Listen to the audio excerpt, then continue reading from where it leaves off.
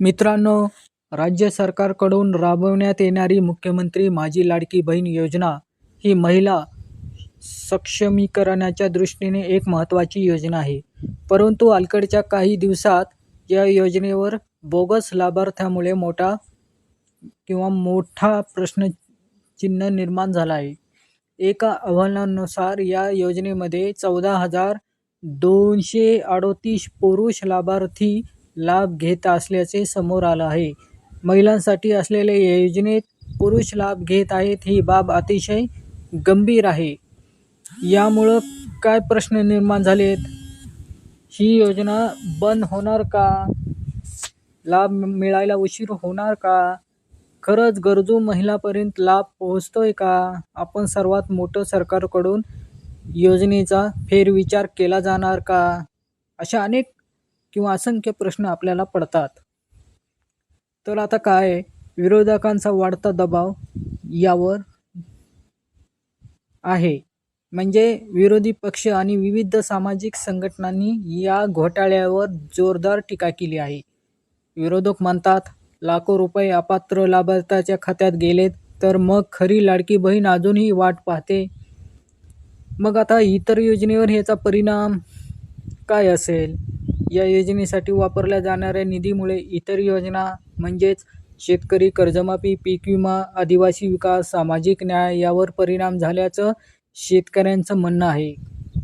गुत्तेदारांचे bill थांबले आहेत, पीक विम्याचे हप्ते मिळत नाहीत आणि यामुळं राज्यात असंतोष पसरू लागला आहे. तर पडताळणी, KYC आणि चौकशी ही योजना सुरू करताना खूप कमी वेळात अर्ज भरून घेतले गेले. KYC, आधार, बँक खाते जुळवून हे सगळं असूनही सरकारी कर्मचारी, महिला आणि आता पुरुषसुद्धा लाभ घेत आहेत. म्हणूनच अर्थमंत्री अजित पवार यांनी जाहीर केलं की बोगस लाभार्थ्याकडून रक्कम वसूल केली जाईल. तर आकडेवारीवर आपण नजर टाकूया. आतापर्यंत जवळपास 41 कोटी रुपयांहून अधिक रक्कम वाटप करण्यात आली आहे.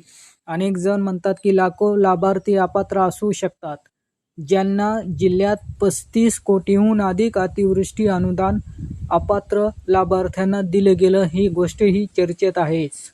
मग योजना बंद करायची का? नाही मित्रांनो, योजना चुकीची नाही. अंमलबजावणीमध्ये घोटाळे आहेत. जसे पूर्वी पीक विमा योजना, PM किसान यामध्ये लाखो बोगस लाभार्थी आढळले होते. पण अशा चुका सुधारून योजना गरजूपर्यंत पोहोचणं हेच खरं उद्दिष्ट असलं पाहिजे.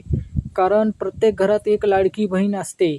तीच लाडकी बहीण या योजनेचा आधार आहे. शेवटी एक विनंती, ही माहिती तुम्हाला महत्त्वाची वाटली का? तुमचं मत काय आहे? योजना बंद करावी का की सुधारून सुरू ठेवावी?